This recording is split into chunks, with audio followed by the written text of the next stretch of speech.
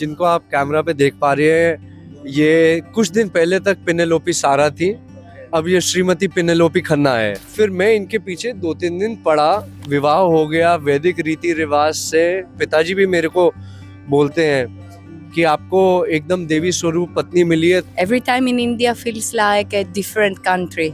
I would say that being here in Mahakumbh, it's a once in a lifetime kind of an experience.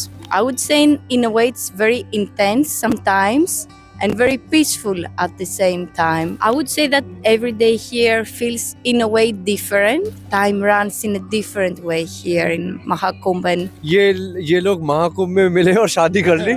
ये best place in the universe to be getting married. तो मैं यहाँ पे नहीं विवाह करूँ तो कहाँ पर विवाह करूँ? वहाँ पे एक सुसाइडल लड़की थी जो सुसाइड करने वाली थी, एक्सट्रीम केस ऑफ डिप्रेशन था। आप योग को पद्धति या दर्शन के तौर पे नहीं लेते थे और हम लोग योग को दर्शन के तौर पे लेते हैं। तो उस योग के शिक्षण के बाद वे मर्यादा पुरुषोत्तम भगवान श्री राम बन के निकले वहां से। First things first, I wasn't Buddhist few days ago because yoga in the West is more like a physical practices. It's more about asanas. Siddhartha, the Buddha, was practicing himself Hinduism to become enlightened being. How Sanatana Dharma is not a religion like other religions where you have to believe because somebody else says so.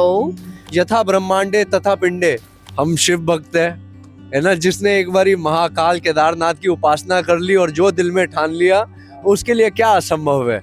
मेरे से बेहतर आपको इस ब्रह्मांड में नहीं कोई मिलेगा। योग वृत्तित निरोधा। जय श्री राम। जय श्री राम। जैसा कि मैं अपने हर इंट्रो में कहता हूं, उत्तर प्रदेश का एक शहर है प्रयागराज। सिर्फ प्रयागराज नहीं, तीर्थराज प्रयाग, तीर्थ स्थलों का राजा। ऐसा शहर जहां एक महापर्व हो रहा है, महापर्व महाकुंभ, जहां गंगा यमुना और सरस्वती का संगम है। तो ऐसे महापर्व में देश ही नहीं दुनिया से लोग आते हैं, अपने हिस्से का पुण्य कमाते हैं, साधना करते हैं, तप करते हैं।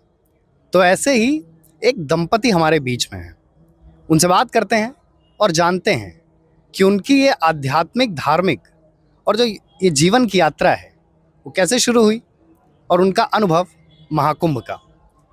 तो सबसे पहले तो प्रयाग की पावन धरा पे आप लोगों का स्वागत है और मेरा पहला सवाल भी वहीं से आता है कि how was the experience of Mahakumbh till now?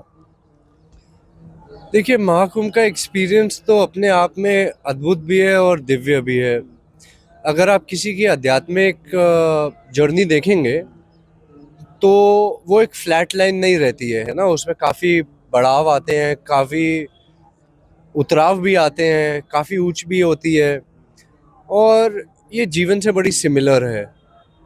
तो हमारी भी आध्यात्मिक जर्नी ऐसी ही तकरीबन रही है कि कभी आप उठे, आपका मन ही नहीं कर रहा है कि आज ध्यान कर ले, आज तप कर ले, आज साधना कर ले, आज जप कर ले, आज पूजा कर ले, कुछ भी करने का मन नहीं कर रहा है और हो ही नहीं पा रहा है। और किसी तरीके से आपको धक्का देके अपने आप को वहाँ तक पहुँचना है और ये बहुत मुश्किल नहीं है। ये वो जो आपके ऊपर तमस गुण भारी हो गया है, चाहे आप इसको मौसम बोल लीजिए, चाहे आप इसको बाहर का वातावरण बोल लीजिए, कुछ भी बोल लीजिए, आपके ऊपर जैसे ही तमस गुण भारी हो जाएगा, आप कुछ करने लायक नहीं बचेंगे। परंतु ऐसे भी फिर उसके उपरांत ऐसे सात्विक दिन भी आते हैं कि आप 7-7 दिन बैठा लीजिए, ध्यान में लगे रहेंगे। 3 दिन आप बिना जल बिना अन्न के बैठाइए, कोई दिक्कत ही नहीं है, तब चल रहा है, पता ही नहीं है, भगवान में मग्न है, ध्यान लगा हुआ है। तो ये अध्यात्म का ना एक स्ट्रेट फॉरवर्ड लाइन नहीं है। ये योग आपको सिखाता है कि आप प्रभु से, देखिए आपने योग की प्राप्ति भी कर ली तो फिर आपको उसको मेंटेन भी करना है। ये नहीं है कि आपने समाधि अचीव कर ली और कहानी ख़त्म हो गई।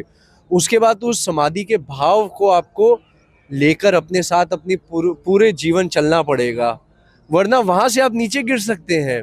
जैसे मच्छिंद्र नाथ जी के, महायोगी मच्छिंद्र नाथ जी के जीवन की हम जब कथा सुनते हैं तो उनका 2-3 बारी गिराव हुआ है और फिर उन्हीं को महायोगी गोरखनाथ, जो कि उनके शिष्य हैं, उन्होंने बुलाया, मच्छिंद्र नाथ वापस आइए, आप तो महायोगी हैं, आप तो महागुरु हैं। तो ये तो जीवन की गाथा है और ये ऐसे ही चलती रहेगी। परंतु मैं बता सकता हूँ कि मेरा, वैसे तो हम हिंदू परिवार से ही हैं, जहाँ पे प्रतिदिन पूजा होती है, महीने में यज्ञ होते हैं, मंदिरों को दान जाता है, ऐसा सब चलता ही रहता है। परंतु जो मेरी असली जीवन की आध्यात्मिक कथा है, वो पिछले महाकुंभ में शुरू हुई थी, 12 साल पहले, यहीं से। प्रयागराज से। हाँ जी। तो ये तो आपकी आध्यात्मिक यात्रा थी। इसके पहले कि मैं आध्यात्मिक प्रश्नों में और आगे बढ़ूं, मैं सब यही जानना चाहूँगा और मैं चाहूँगा कि आप दर्शकों को भी बताएं कि आपकी जो निजी जीवन की यात्रा है ये कहाँ से शुरू हुई, how it started, how you met her. देखिए, अब जिनको आप कैमरा पे देख पा रहे हैं, ये कुछ दिन पहले तक पिनेलोपी सारा थी, अब ये श्रीमती पिनेलोपी खन्ना है। तो मैं इनको पिछले 3 साल से जानता हूँ, और 2 साल तक हम लोग मित्र रहे थे, ज़्यादा मिलते भी नहीं थे। उसका भी ये कारण था कि मुझे लगता था कि इनका बॉयफ्रेंड है, तो मैं कभी जाता नहीं था इनके पास में, जो सच बात है। तो एक दिन ऐसी बातों बातों में इन्होंने बोला कि बॉयफ्रेंड तो है नहीं मेरा कोई। तो फिर मैं इनके पीछे 2-3 दिन पड़ा कि आप मिलिए, चलिए खाने पे चलते हैं, घूमने फिरने चलते हैं, बातें करते हैं। और मेरे ख्याल से हम लोगों ने 2 या 3 दिन ऐसे बात करी होगी, और उसी समय सोच लिया था कि अब जीवन साथ में निभाएंगे। और आप 1 साल बाद देख लीजिए, पूरे 1 साल बाद विवाह हो गया, वैदिक रीति रिवाज से, महाकुंभ में, प्रयागराज में। इससे ज़्यादा और कोई क्या मांग सकता है जीवन में। ये इतनी खास है, एकदम देवी स्वरूप की महिला। आप समझिए कि मेरे तो भाग्य बहुत अच्छे हैं, मेरे पिताजी भी मेरे को बोलते हैं कि आपको एकदम देवी स्वरूप पत्नी मिली है, तो आप इनका जीवन भर ख्याल रखिएगा, इनको प्यार से रखिएगा। हर दिन समझाते रहते हैं, और समझाना भी नहीं पड़ता है उनको, क्योंकि वही इतनी अच्छी हैं कि उनकी बातों से अगर आप इनकी बातें करेंगे तो आपको समझ आएगा, आप भी एकदम पिघल जाएंगे इनके सामने। आता हूँ मैं आपके पास वापस। First of all, welcome to Prayagraj, and again my question arrives from that statement only, how it feels to be here, and how what Mahakumbh is to you. I've been to India 3 times now. I've been to Himalayas, Gangotri. I've been to Ladakh. So this time I'm here in Prayagraj Mahakumbh, and every time in India feels like a different country. So it's like countries within countries. So this is again like a first time experience kind of a thing. Um, I would say that being here in Mahakumbh, it's a once in a lifetime kind of an experience. And it's very vivid, it's very colorful. I would say in a way it's very intense sometimes and very peaceful at the same time. You see, it's like all day and night long there is sounds, noises, you can hear mantras, different quality of noise, not like a city noise. But somebody might say it's very intense, but at the same time you can feel the peace in this place. Whenever we walk towards Mata Ganga, you can feel, even if it is very crowded and very loud, you can feel something on the environment here that makes you feel calm inside. We've been in Mahakumbh from the beginning. We had this great opportunity to be here at the opening and the first Amrit Snan. So I would say that every day here feels in a way different. And I don't know if some words can contain what this experience is. I would say it's great. I would say it's like a fast forward kind of a life here. Some things happening fast forward. So for a spiritual seeker, I would say it's a great opportunity. Even one day to spend here, it's like a different, like time runs in a different way here in Mahakumbh and Kumbh Mela. I was reading about you people, and then I got to know one thing, that when he proposed you, you said that you either wish to marry him in Greece or India. What was the reason behind that statement? Right. I would like to say, by the way, that we knew each other before Mahakumbh. I didn't meet him here. Yes, there's a very huge misconception about it कि ये लोग महाकुंभ में मिले और शादी कर ली. हम बड़े सालों से मित्र हैं और बड़े टाइम से डेट कर रहे थे. उसके बाद पहले से ही डिसाइड किया था कि क्योंकि अगर महाकुंभ में ही मिले तो एक दिन में इनकी माताजी ग्रीस से यहाँ आ गई और एक दिन में मेरे पिताजी और पूरा परिवार यहाँ पे आ गया, तो ये तो हो नहीं सकता. तो कुछ लोगों के मिसकंसेप्शन भी आप प्लीज दूर कीजिए. आपका शायद ये स्टेटमेंट भी था कि this is the best place on the universe to get married. हाँ जी, ये best place in the universe to be getting married, ये इस कारण से बोला जाता है. और ये हम कोई मनगढ़ंत बात नहीं बता रहे हैं एक्चुअली. इसका एक बड़ा सिंपल और साधारण सा शास्त्र प्रमाणित कारण है. और बड़े लोग हैं वो अज्ञान में रहते हैं परंतु ज्ञानी बनने की कोशिश करते हैं, है ना. कि कुछ लोग बोलते हैं कि महाकुंभ अध्यात्म की जगह है, यहाँ पे विवाह नहीं होना चाहिए. विवाह से ज्यादा आध्यात्मिक चीज है नहीं. संस्कार है. एक संस्कार है और संस्कारों का राजा है ना. इससे बड़ा संस्कार कोई नहीं है. आपका गृहस्थ जीवन, नया परिवार इससे शुरू होता है. आपका दाम्पत्य जीवन इससे शुरू होता है. तो अगर महामंडलेश्वर जूना अखाड़े के बोल रहे हैं कि दुनिया में इससे बेहतर जगह नहीं है शादी करने की, आप लोग कृपया उनके पास आके उनके थोड़े उपदेश सुनिए ताकि आपको भी ज्ञान अर्जित हो और आपके भी समझ में आए कि ये महाकुंभ के विपरीत नहीं है, ये महाकुंभ के अनुकूल नहीं है, ऑपोजिट नहीं है. This is absolutely in harmony with Mahakumbh. One, अब यहीं पे क्यों हो सकता है? अब जैसे हम कोई सा भी कार्य करते हैं उसमें आपको यज्ञ करना पड़ता है. काम करेंगे, यज्ञ करेंगे, कोई अनुष्ठान करेंगे, यज्ञ करेंगे, तीर्थ में जाएंगे, यज्ञ करेंगे, सब काम के लिए. नई गाड़ी लेंगे उसके लिए भी यज्ञ करेंगे, है ना.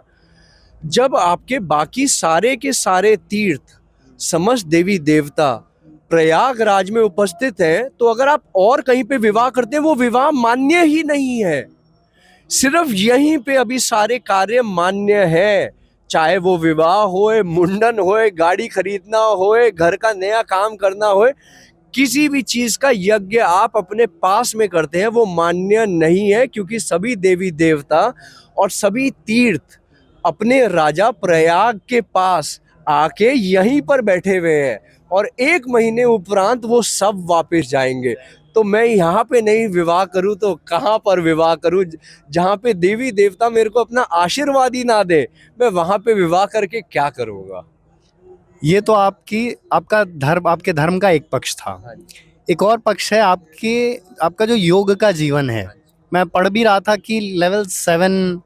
हाँ, तो उसका मतलब क्या है? मैं चाहूंगा कि आप दर्शकों को बताएं. देखिए, जब मैं ग्रीस गया था ना तकरीबन 9 साल पहले, वो इस कारण से गया था कि वहाँ पे एक सुसाइडल लड़की थी जो सुसाइड करने वाली थी. एक्सट्रीम केस ऑफ डिप्रेशन था और उनको मैंने योग की साधना से उनका बिना किसी दवाई उपचार के उनका डिप्रेशन और सुसाइडल टेंडेंसीज खत्म करवा दी थी. इतना उनमें पॉजिटिविटी आ गई थी कि वो खुद योग इंस्ट्रक्टर बन गई उसके बाद में. तो उन्होंने मेरे से बहुत विनती करी कि गुरुजी आप आइए ग्रीस, जैसे आपने मुझे सिखाया है आप बाकी लोगों को भी सिखाइए. और मुझे भी उसकी कुछ आवश्यकता लगी और मेरे गुरुजी ने भी बोला कि हाँ सिद्धार्थ आप जाइए और आप वहाँ पे जाके योग का संदेश फैलाइए. वहाँ पर हम लोग देखते थे कि योग के नाम पे केवल आसन सिखा देते थे, एक छोटा सा कोई मंत्र उच्चारण कर दिया. आप योग को पद्धति या दर्शन के तौर पे नहीं लेते थे और हम लोग योग को दर्शन के तौर पे लेते हैं जिससे आपको मोक्ष की प्राप्ति हो सकती है. 6 दर्शन में से एक दर्शन है. तो मैंने सोचा कि इसको वहाँ पर ऐसे इम्प्लीमेंट करना चाहिए ताकि वहाँ पे उन लोगों को भी योग की साधना, योग को दर्शन तौर में मिले, सिर्फ ये लोग आसन में ना हो जाएं. तो इसको कंबाइन किया मॉडर्न तरीके में कि उनको लेवल 1 2 3 के अंदर उनको योग का इंस्ट्रक्टर बनाने की कोशिश करी। इसके बारे में मैंने अपनी किताब लिखी शिवाज ग्रेस करके, जो कि उसका फाउंडेशन बनती है।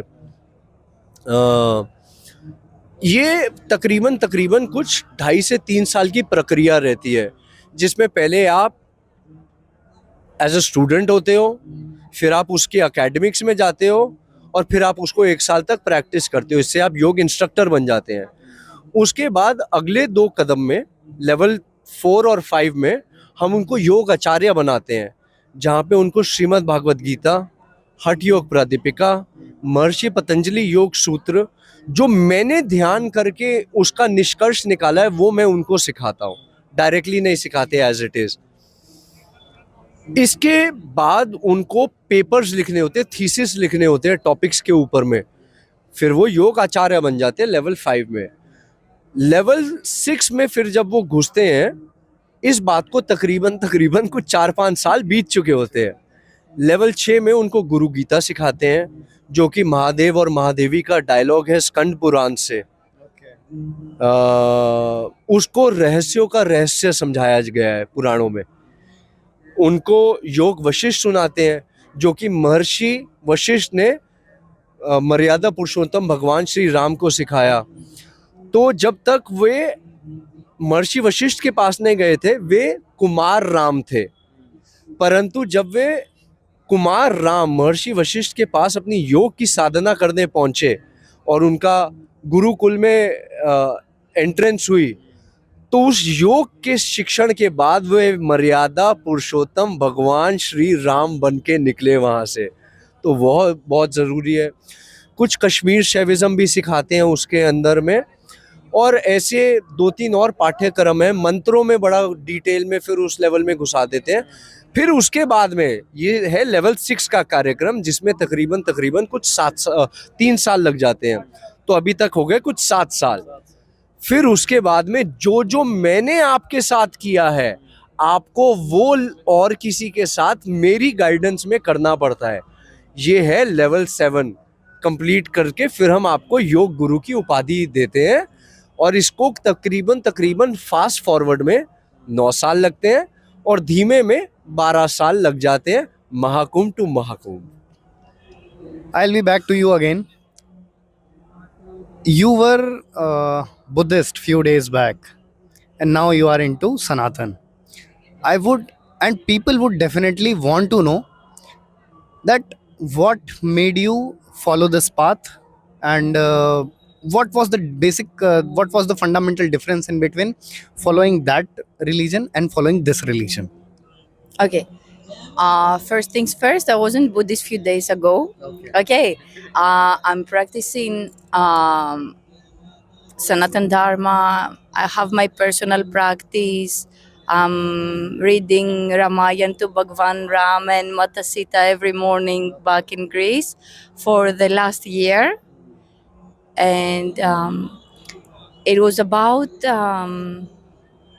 15 years ago that I visited Thailand. I stayed there for 1 year. So there I met a teacher who, to me, it felt it was the first person that was happy. So after seeing that person, I said, I want to know what he knows. So this is why I was very interested into Buddhism as a philosophy. And this is how I came across Buddhism and meditation and all these more ritual part of Buddhism. So I was practicing Buddhism for quite few years, and I was into yoga back then. I'm into yoga for the last 20 years now. So I had a very small idea about the theoretical part, because yoga in the West is more like a physical practices. It's more about asanas and less about the theory behind. But I was quite familiar with deities, with names, and the philosophy behind yoga. So I had an idea, but reading and then by meeting Siddharth, I was able to have great discussions with him about what is what and what Hinduism says about this. So we had this kind of conversation, what Buddhism says about this, what Hinduism says about that. and you know, he's not kind of a person who says this is what you should believe, this is what I say, so you should believe that. He's very knowledgeable on Vedas, on books. He can tell you where you can find the information. So we had these kind of conversations, and after all these talks, I realized how many things, how, first of all, Buddha Sakyamuni, Siddhartha the Buddha, was practicing himself Hinduism to become enlightened being. So this is one thing. And then the other thing, how everything started. I mean, when let's call Buddha Sakyamuni the founder, who, as we know, he's not the founder, his disciples started the Buddhism. If the founder practices Hinduism, where does Buddhism is based on? So this question made me want to go to the source, because I'm this kind of a person that when I learn something, I want to learn it from the source. So that was the idea behind Sanatan Dharma, and I think I've said that before, that I really enjoy how Sanatan Dharma is not a religion like other religions where you have to believe because somebody else says so. It's not a religion where you have to be afraid of a God who might punish you if you say or do something. It's a religion based on ethics. It's a religion. It's a philosophy. It's not a religion. It's a philosophy. It teaches you how to live and how to live your daily life, how to be a better human being to start with. And if you want to go deeper on that, how you can be free from this cycle of suffering, you can be free from birth, rebirth. All these questions were very close to my heart. I was looking for these kind of answers. So Sanatan Dharma was the philosophy that gave me these answers, how to achieve moksha. On the basis of things you said, uh, there is a famous archaeologist A.K. Muhammad who says Hinduism is the most liberal thought process across the globe, and the same you said that it allows you to. It is a philosophy. It is not a religion. It is a philosophy. So I would. How you see to it? How, I mean, you used the word Hinduism, so I would rather ask you how you see to it, other than Hinduism being a philosophy, or how you see to it. How I see and how I feel uh, through the rituals that you can find in Hinduism, as you said, is a way to connect with God.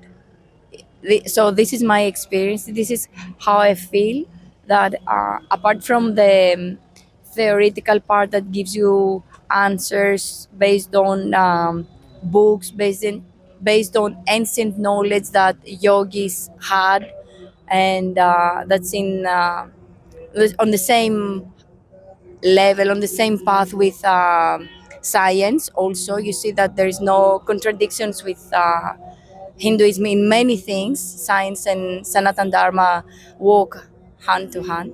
So my feeling is that this connection with my deeper self, the divine part of what every human being has, and the connection with God.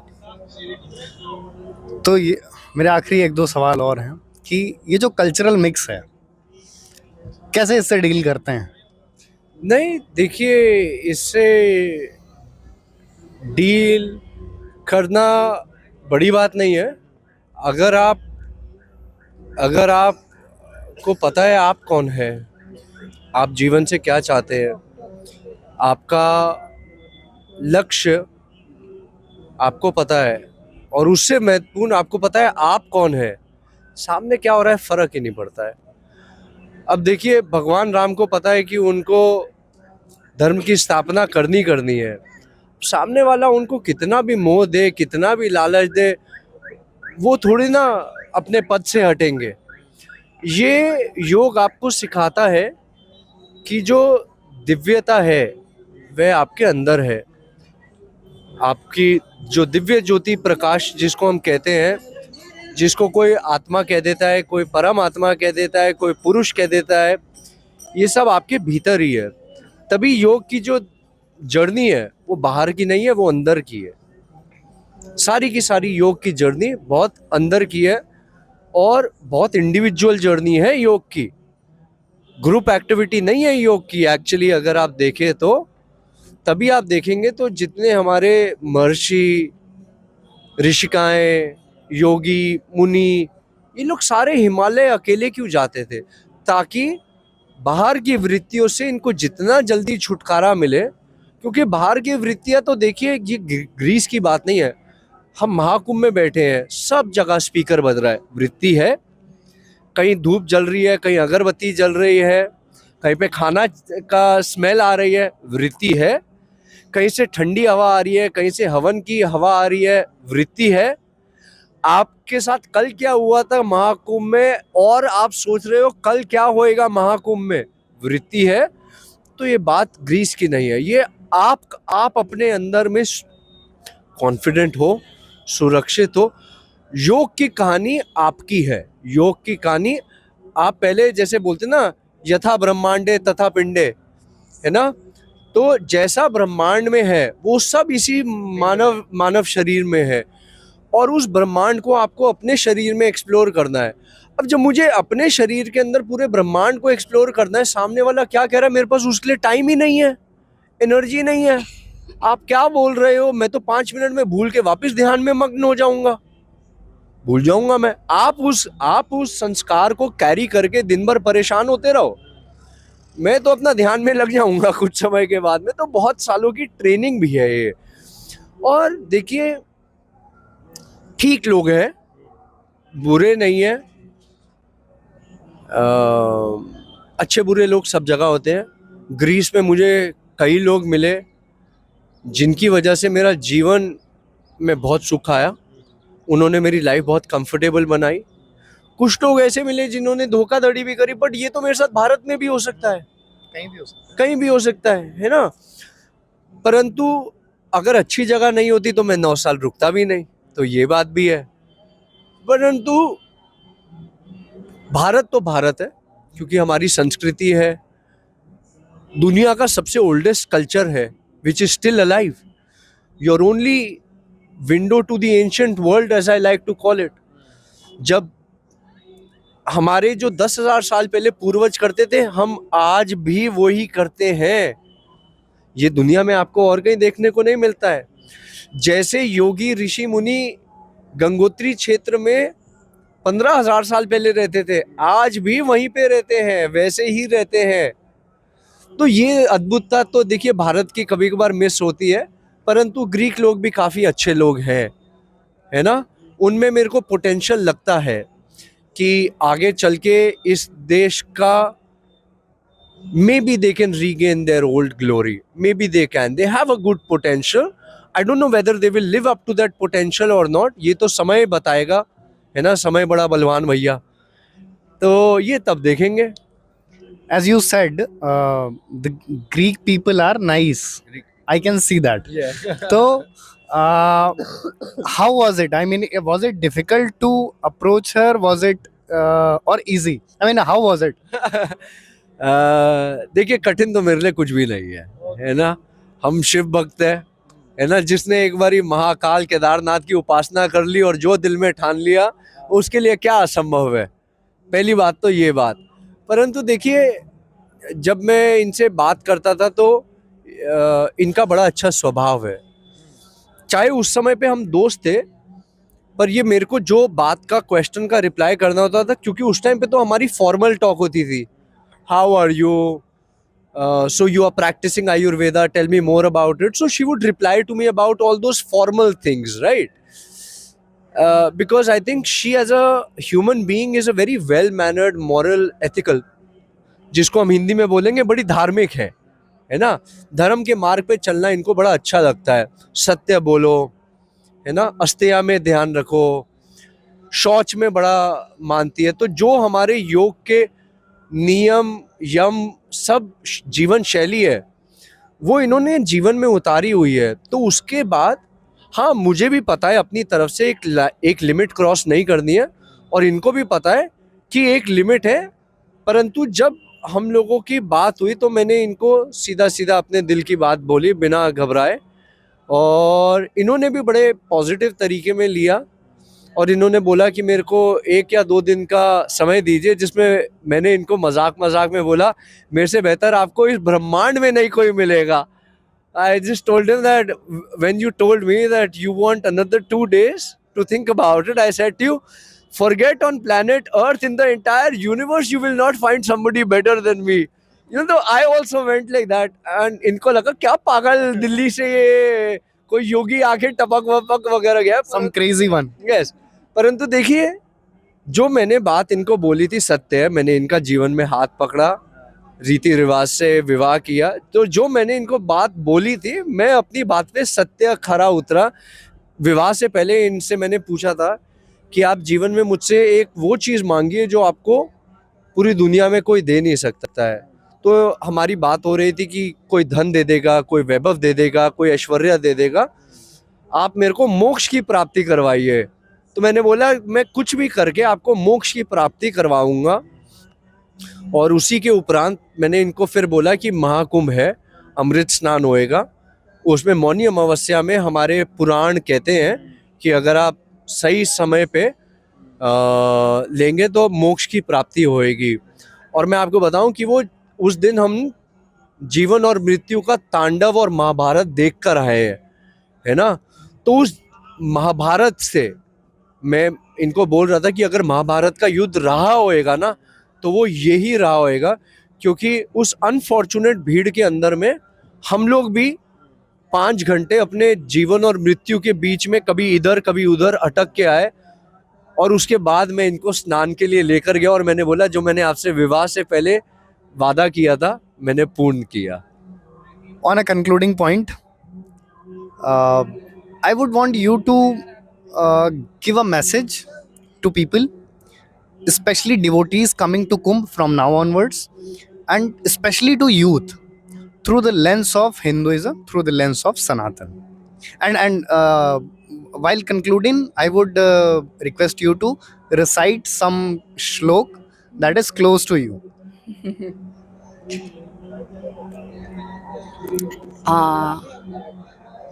I would say that maybe sometimes we don't realize what a rare opportunity is just before us. So please, next time it will be in 12 years. So see it as a great opportunity to be here without expectations.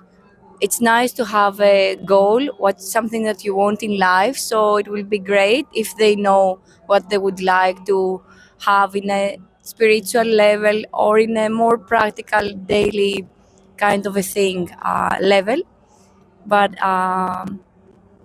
it's a great opportunity that you people have so close to you, so in a way easy for you to access. So if you think how many million of people visit Mahakumbh, if you think that all these sannyasis leave their caves to join Mahakumbh, you can realize what a great opportunity is here for you.